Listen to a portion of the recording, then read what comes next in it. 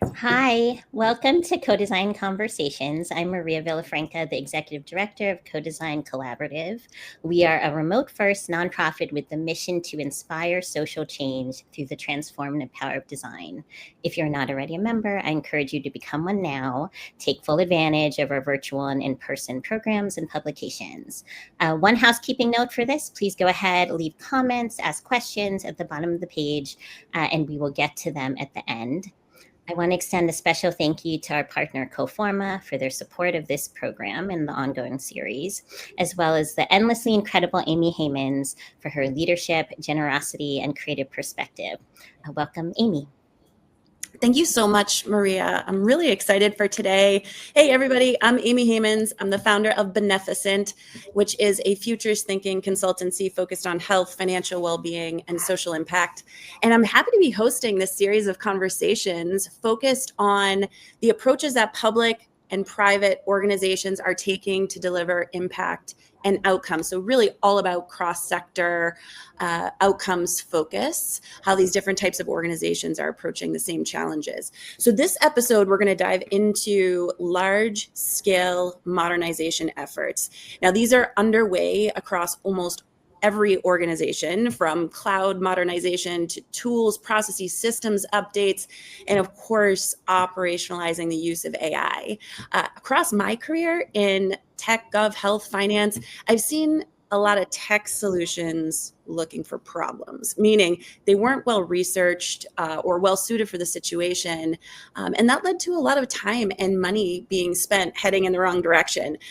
So from utility and usefulness issue to a failure in adoption, utilization, awareness. I've seen even the best solutions flail when it comes to those things. And now we're seeing, of course, with the U.S. Digital Service, now Department of Government Efficiency, the pace of introducing new tech and AI and the challenges that kind of pace can present. But overall, I've come to the belief that human-centered and participatory approach to systems and modernization is not only table stakes, but essential for de-risking these mission-critical projects. So without further ado, I would love to welcome our illustrious guests. First, Victor Garcia, Chief Innovation Officer at Coforma, AJ Siegel, Director of Design Enablement Strategy at ServiceNow, and Judy Ma, Director of User Experience at Microsoft. So welcome, everybody. I'm so happy to have you here today. Thank you for having us. Amazing. So Judy, I want to start with you. I know each of you works at the intersection of technology, design, and scale. In ServiceNow, Microsoft, and the organizations that Coforma works with, ginormous organizations. But how would you describe what modernization specifically means in your role? Good question. Modernization for my role, yes, I'm going to talk about that, but it's actually not that much different from modernization from the other company perspective or just individual level. Mm-hmm. Because modernization is really think about how can we make ourselves to be relevant to what is going on, the technology, all those enhancements coming so fast, right? We have zero time to really enjoy who we are, right? Ourselves. So that part of the work is that companies are trying to do that. So what we are doing is, I'm working with Microsoft, but whatever I'm saying it today is about my personal insight and then my own opinions. I want to be just making sure that this is not what companies are doing, but it is about getting the experience, the working in the private sector for a long time. So my role at the company, we are trying to make it whatever we are delivering the solutions to be a little bit more relevant to what people wanted to do. Because, fundamentally, Amy, you mentioned that human-centered approach is a very important part. Like fundamentally, human needs won't change.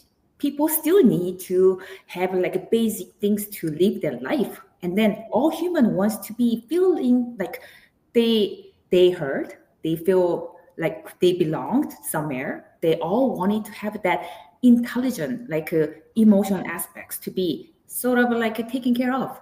So So as a UX design leader, we are trying to create those pieces. How can we emulate human as possible to what we are delivering solutions that utilizing, yes, cutting edge technology, Gen AI and all those things, right? But not is the technology is the forefront, but making sure that human first approach to address the needs, focusing on human needs, but its relevance is, technology coming up.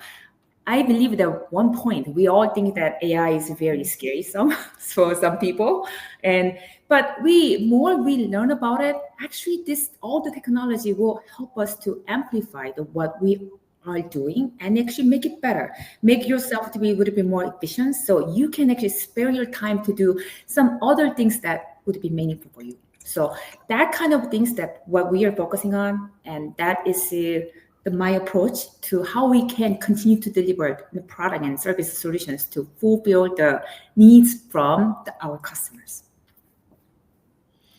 Beautiful. You said kindness and efficiency, and I'm going to dig into that with you a little later.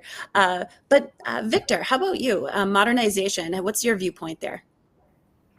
Yeah, I think I share a lot of the same viewpoints that you shared, with the addition of, I think a lot of the work I've seen in the public sector is modernization isn't just a technology endeavor, it's a process endeavor as well, or to make processes better, to modernize platforms that can adapt to policies and regulations and people's needs much more quickly. But definitely agree that, modernization that works well is a humans first approach rather than a technology first approach. So. Thanks for that. And we're going to talk about process for ensuring that happens. But AJ, how about you? ServiceNow, I mean, it's all about bringing an organization up to kind of latest grade capability in terms of employee service and productivity. What in your role, how do you approach modernization? Yeah, so my role now is focused on getting the most productive creators onto the platform, whether it's within ServiceNow, our own employees, or our customers and partners building experiences on the platform.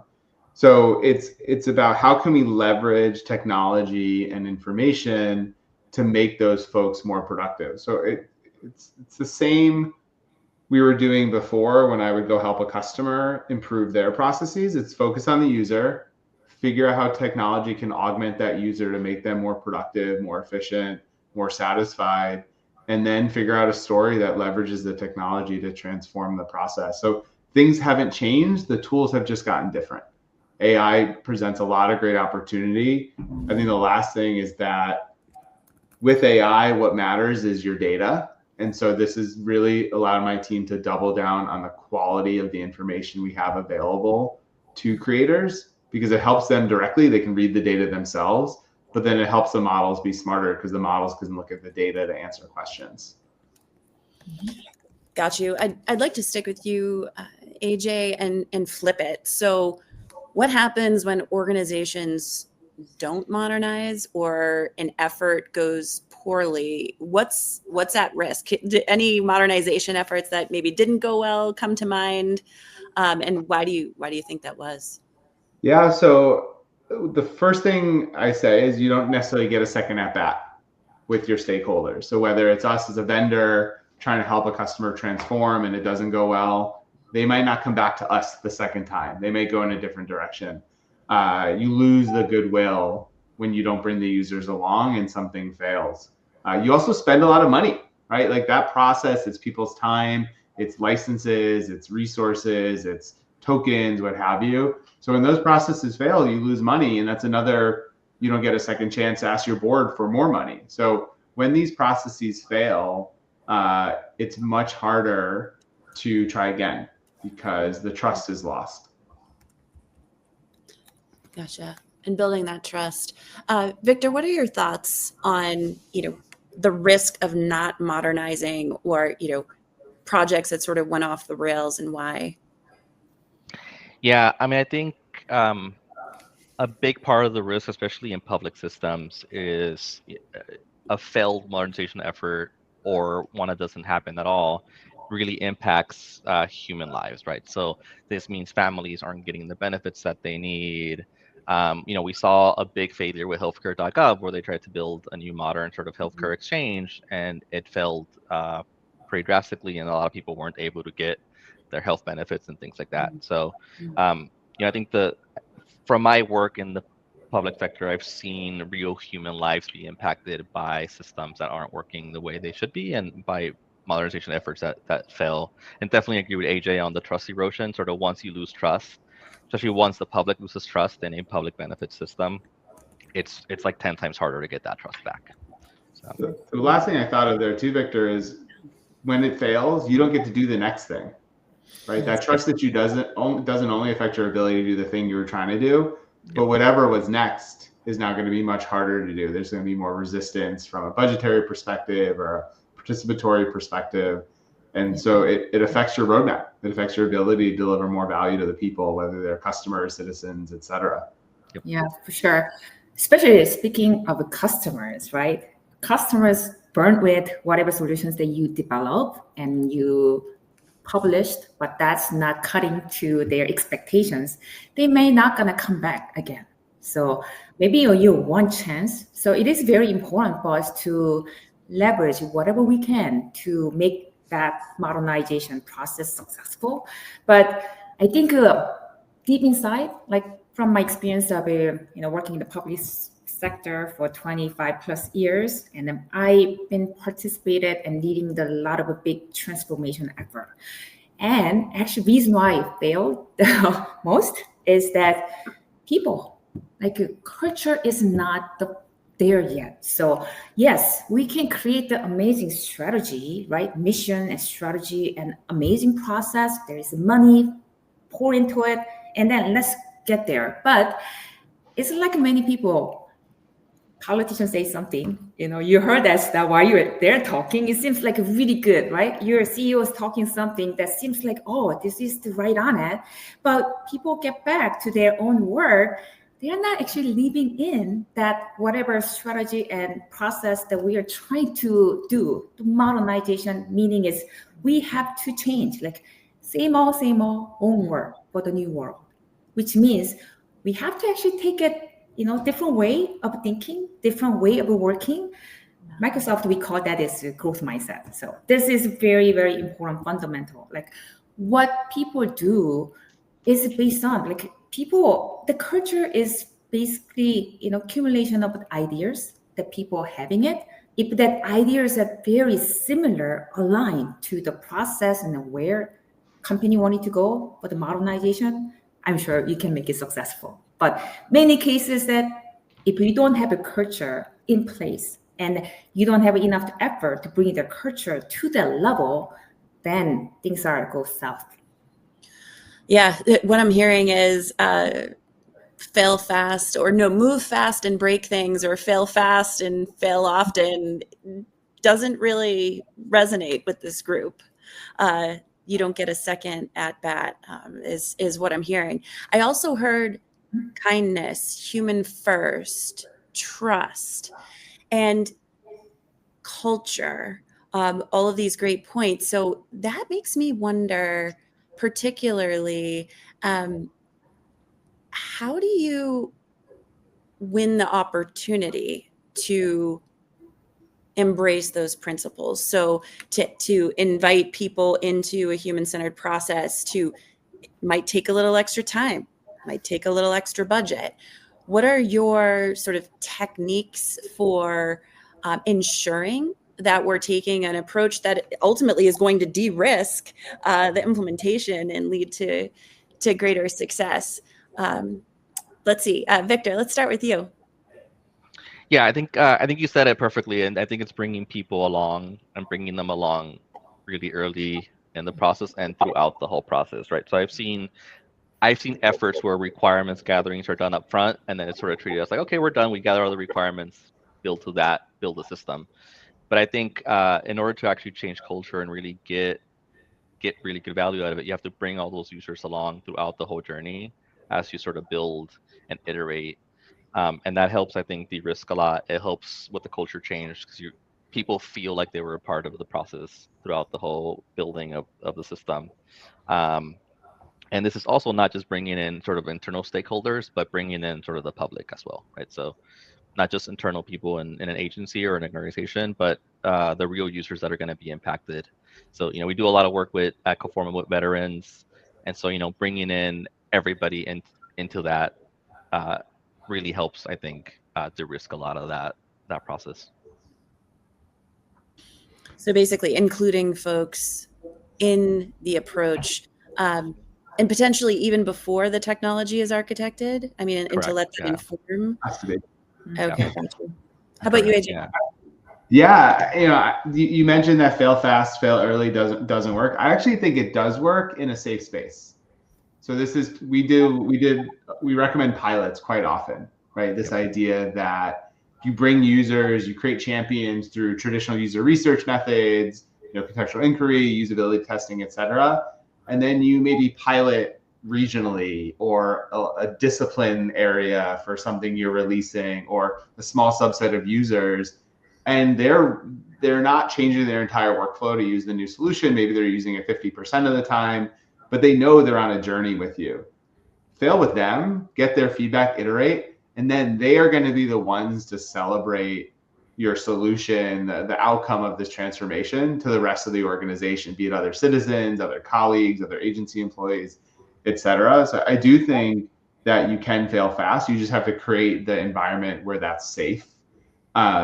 The other thing too that amazed me in the first 6 years of my time at ServiceNow, one of the most powerful workshops we would run would be a stakeholder alignment workshop. I thought I was in there doing design. I'd be like running usability testing and doing user research, but I found often over and over again, making sure all the stakeholders were aligned to what they want to build. And alignment's different than agreement, right? We may have different things we want to accomplish, but we have to align on this is what this project is going to solve for. And then using that to then drive areas of focus to achieve the things we aligned on. We're so critical versus going down, whether it's agile or waterfall process, and then delivering a solution that 3 stakeholders were excited about and 2 stakeholders said, hey, this isn't what I want to do. So even that effort of making sure that the key stakeholders, when you have access to them, understand that we're aligned to deliver these 3 pillars, and that's what we're going to focus on for this release. It was really critical to the success of the things we would propose. Yes, for sure. Actually, alignment, that's what my job is for. Do that all the time, right? I have to make sure that we are aligned with our business partners, engineering partners, where we want it to go from the leadership, right? So because any kind of modernization effort is you will take a village to achieve the success. So everybody's not aligned. We are rowing the boat till we have to cross the river. But if you are not rowing the boat in the same direction, you're going to spin around. You're not going anywhere. So yes, very important part. If I can add to one more thing, alignment, yes, that's important. Human-centered is super important. But also another thing is that as a leader, you need to create this opportunity to shine. So I call this one as AJ, you mentioned a little bit about the pilot stuff, right? So you can talk about the good stuff. I do a lot of workshop. I spend a lot of time to connect with the people, collaboration. That's all good. But in the end, people wanting to see what can be done, right? Different way of thinking, different way of working. What can be done? Can you show us? Once people see it, then it's so much easier for them to help and come along with the journey that you are on. So it doesn't have to be big. Pilot is a really good example. It has to be quick and simple, but huge value that connect directly with strategic direction that business wanting to go after. So you can show some proof point. So when you do that, then rest is history. I mean, that's whole thing that actually my previous other company that I was actually first UX person. They hired me, and then I was able to build like the biggest UX team, the whole company. How I was able to do that? Because we had like a few pilot projects. The success of the project by itself make a huge impact business bottom line, and then rest is history. Why can't you hire more designers? We need more designers, but yeah, like I cannot just grab someone from outside on the street and bring them in. Like I need the time to do it, but totally different kind of communications that I have to do with partners. I love that. So I'm hearing we can build trust by including folks in the process, both stakeholders and end users. We can build trust even through small pilots. We can build trust through painting the picture of what's possible and evaluating the ROI. All of these things can help us hit our success measures. I'm wondering too, because all of you kind of touched on culture change, and I know a lot of folks, as things are changing so fast, we're looking at progress over process.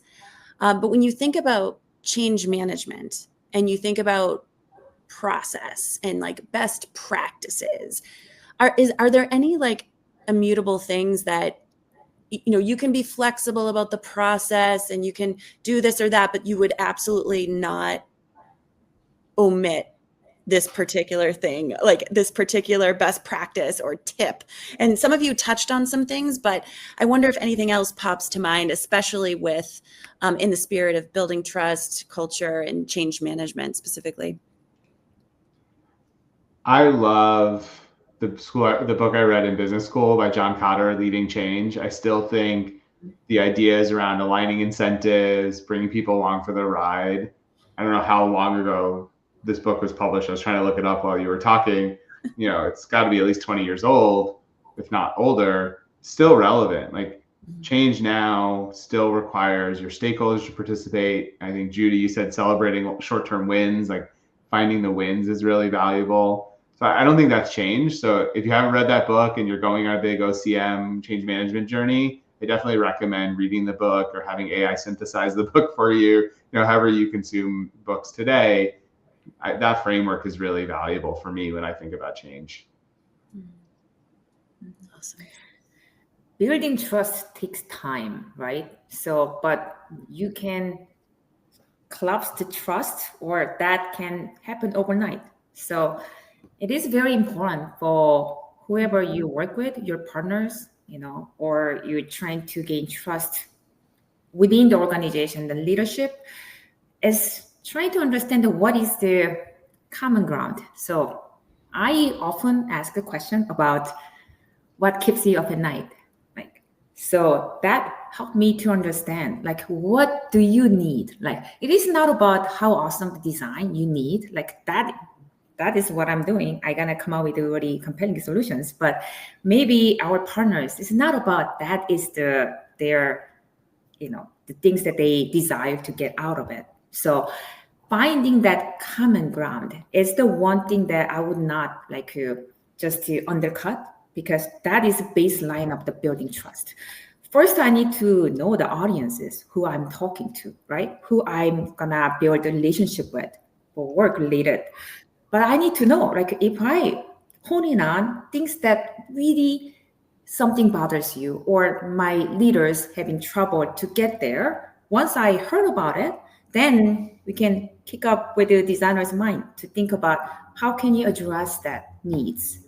It's very different ways. So that is a fundamental of the building trust. Yeah. And yes, so I love that. I love that so much. So Victor, from the government perspective, is all of this resonating? Do you have any specific things that you've seen that work really well or are absolute table stakes for you? I know you were telling me about some success story that you had specifically for a modernization effort. So I'd love to hear about that. Yeah, definitely agree with everything that's been said. I think love Leading Change. I think that's a great book, and definitely agree with that. One of the things that I think has been useful is just having empathy for people that are going to be undergoing a system change, right? Because their jobs are going to be changing.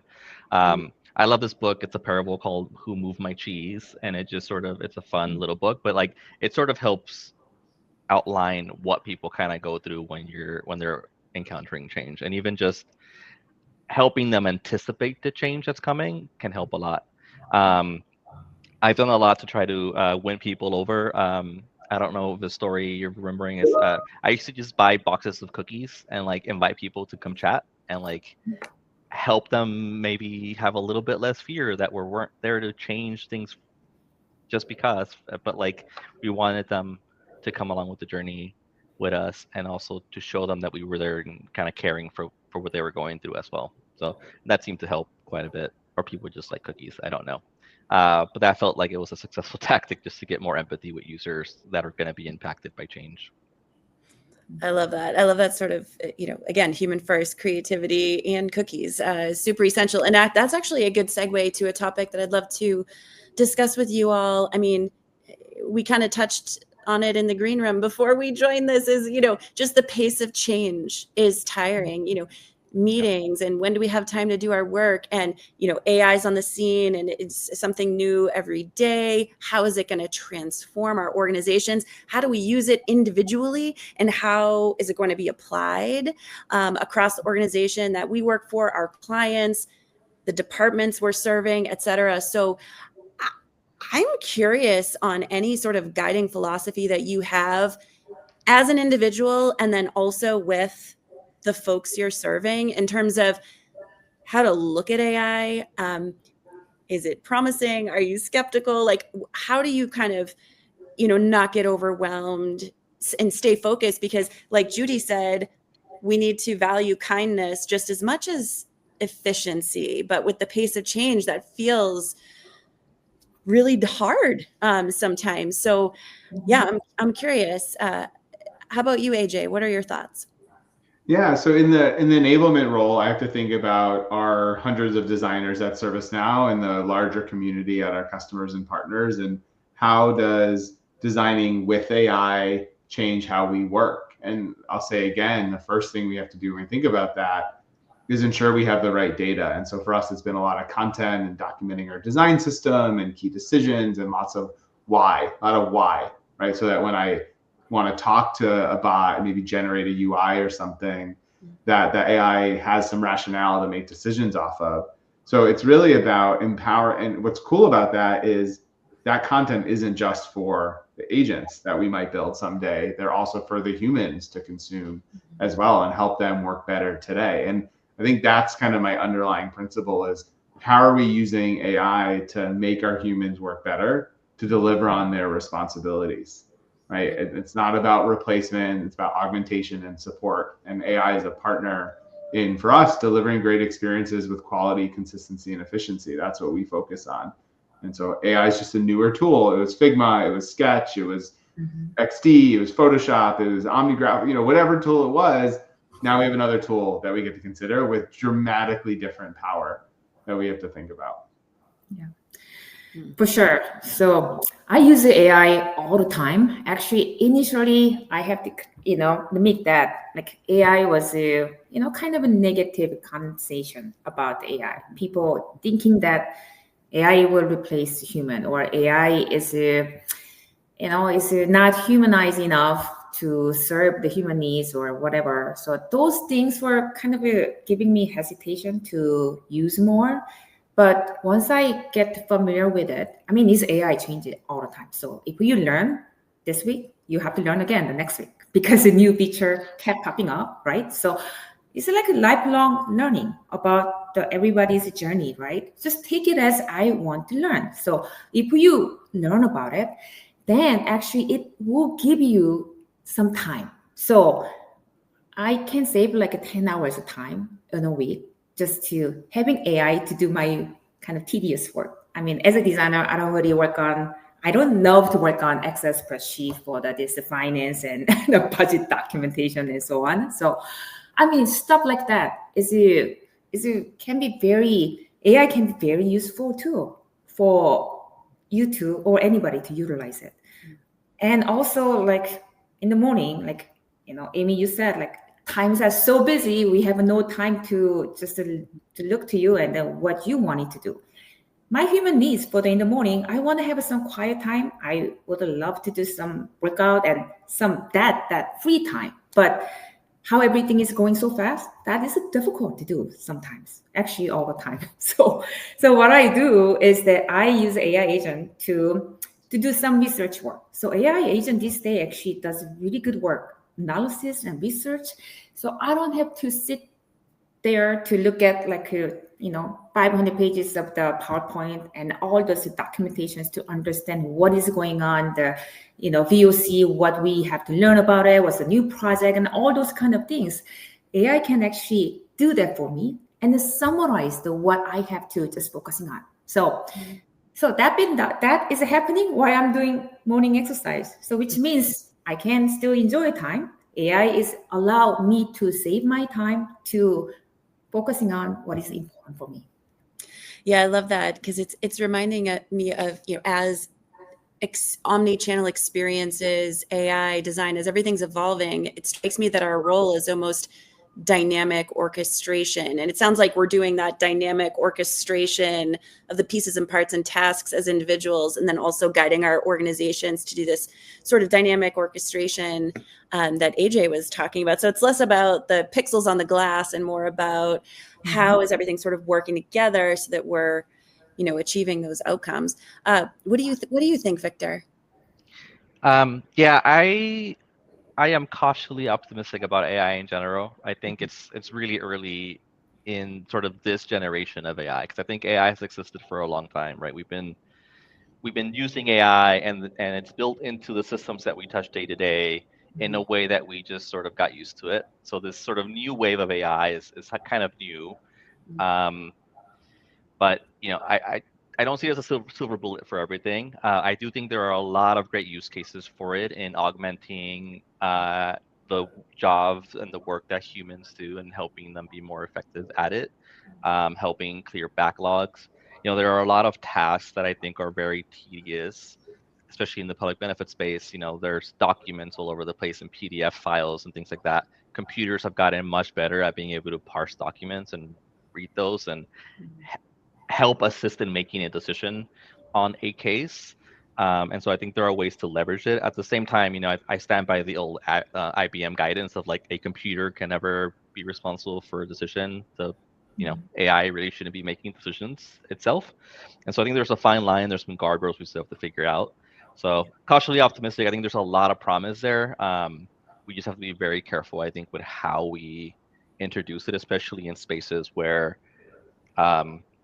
if it goes wrong, somebody's benefits are affected, somebody's not getting the paychecks on time, that kind of stuff. So yeah, you're making me think about. Oh, go ahead. Oh, sorry, Amy. I think this too, where our discipline as UX practitioners is super valuable. I was reading a report today that studied 10 different AI agent projects, and the 8 of the 10 that failed were because the underlying process they were trying to automate was already broken. And I always joke in presentations I give about focusing on the process that some step of the process is ask John for approval, and John's been retired for 10 years. So every time that process gets kicked off, it just dies because it's waiting for John, and he's off on some beach sipping a Mai Tai. And so I think as UX professionals, the process engineering, the journey mapping work that we do is going to be so valuable still to make sure the underlying process isn't going to affect somebody's ability to get benefits, like Victor was talking about, when AI starts to operationalize it and manage more steps of that process, or a new version of that process, because you can leverage better technology to eliminate manual steps. But we still you can't just automate what is. You have to look at what is and make sure it's not already broken. And so I think there's a lot of opportunity for our discipline beyond just pixel moving. Yeah, for sure. And even research too. So AI can save a lot of time to do the legwork before you start the building customer journey mapping exercise.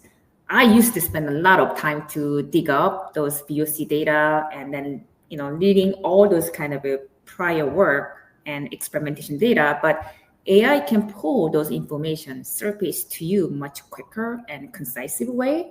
But human has to build it, because AI is not smart enough to make a decision for human. And affinity mapping, customer journey mapping or synthesis. Yes, AI can do some little synthesis initially, but human has to check on it for the accuracy. And AI can actually talk about the same thing over and over too.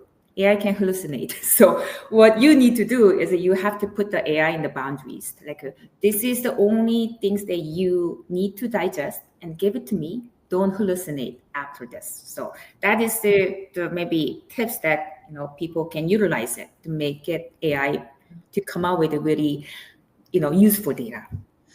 Yeah, absolutely. All of you are making such great points. And it's making me think about how, the application of AI is really where it's at. How do we apply AI to solve business challenges, organizational challenges?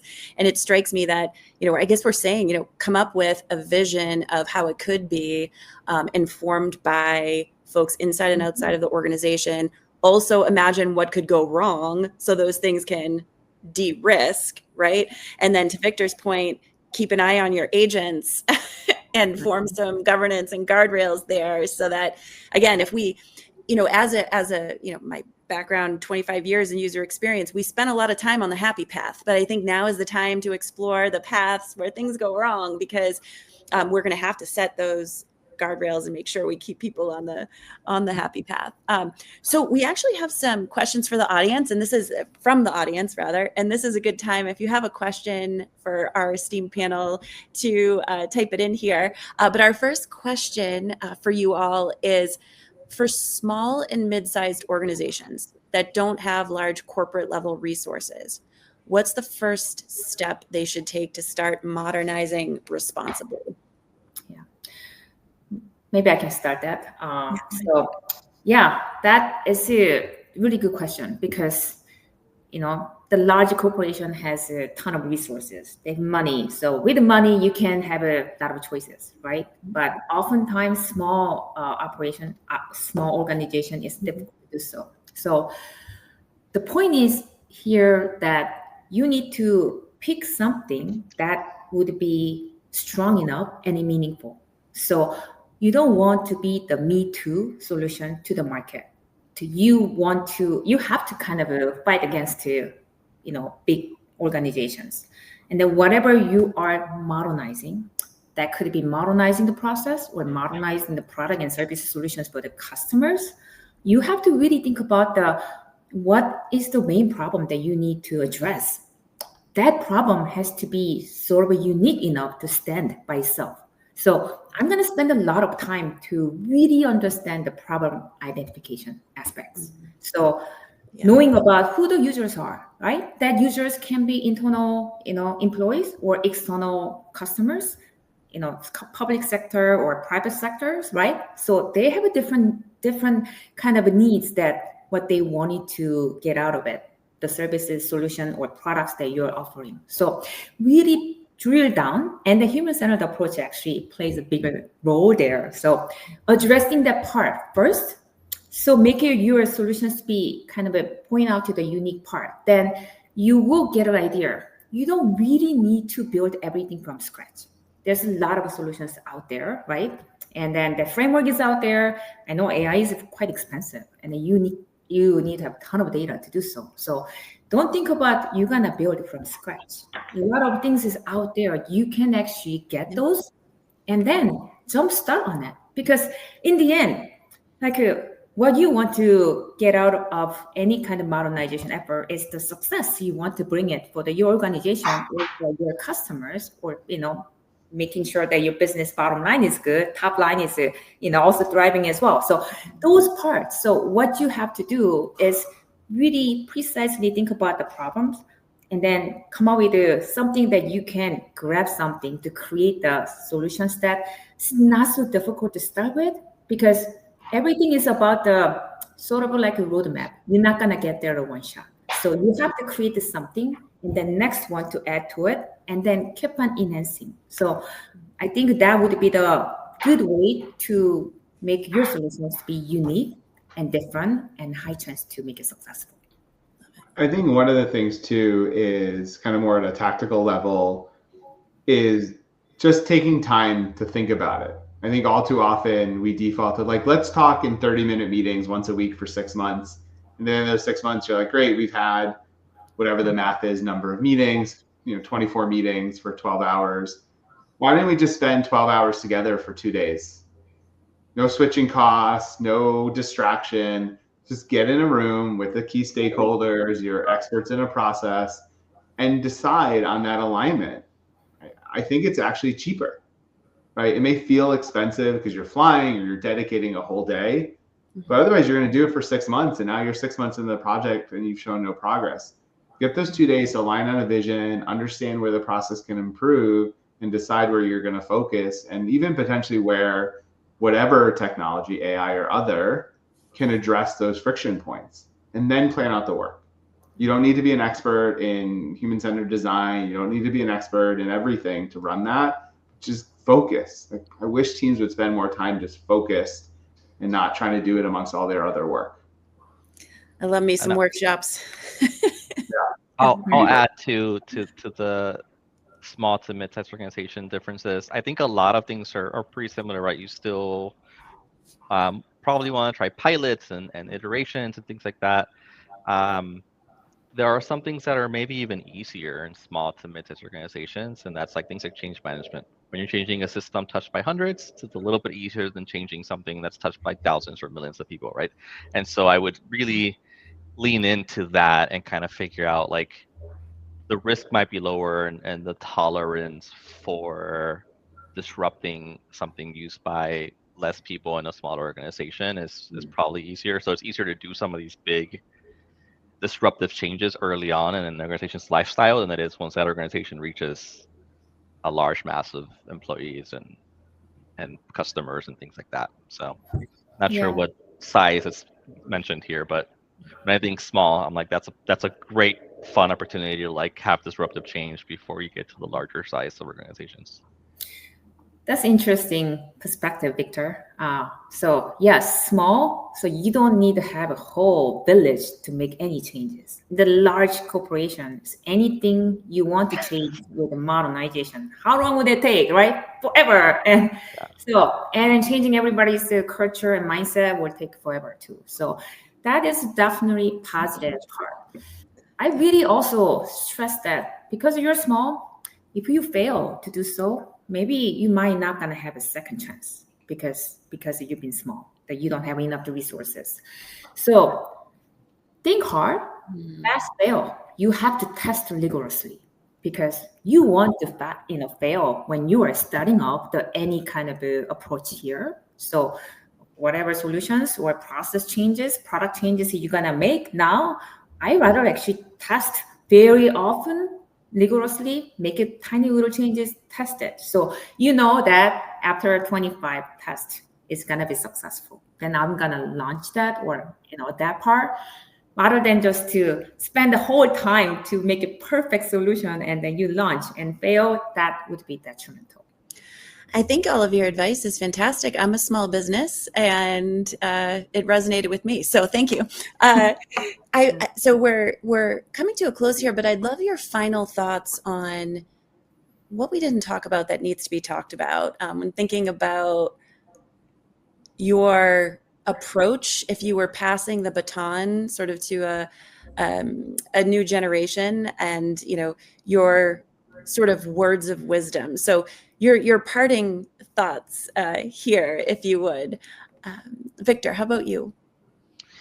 Yeah, I think one big parting thought, and I feel like we kind of touched this a little bit, but I have often seen modernization talked about like it's an end state. It's something you finish, right? You sort of start an effort and then you're modernized and you finished, you're done. But from my time at, USDS to other places I've been at, I've seen the opposite, where it's a perpetual thing, and it really should be a constant thing that you're constantly modernizing. Because once you've called the system modernized, it's already likely aged, and it may actually not be meeting the needs of people today in this moment, right? And so I think the real goal is building that internal muscle to modernize continuously, not just once every decade, and getting the people that are in the organization kind of used to that, right? Of like, we're constantly modernizing. It's not just this big bang. We like delivered a big system once, and like 10 years later, we'll deliver a new one, right? But it's like a constant process. So that would be my sort of advice in general, is like, think about it in that way. That has implications for procurement and everything, but to me, that's sort of parting advice from my perspective. I love it. Room for change is the biggest room in the house, and there's cookies in that room, come to find out. So that's a good thing. Cookies for change. Cookies for change. I think it's remember the humans, then the process, then the technology. People first. They have to do process, and the technology serves them.